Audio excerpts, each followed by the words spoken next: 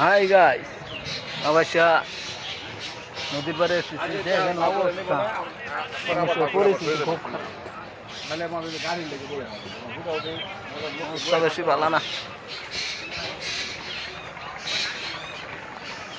অবশ্য নদীর পাড়ে বটগাছ তলা বসে দিছি, মোটরসাইকেলে বসে বসে একটা সিগারেট খেতেছি।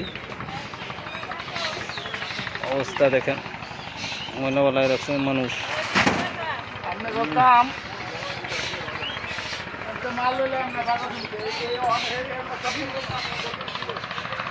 এই যে ট্রলার যাইতেছে, ওই যে দেখেন, এই যে আরেকটা আসতেছে। যদি ভালো লাগে লাইক কমেন্ট শেয়ার করবেন। এই যে অবস্থা,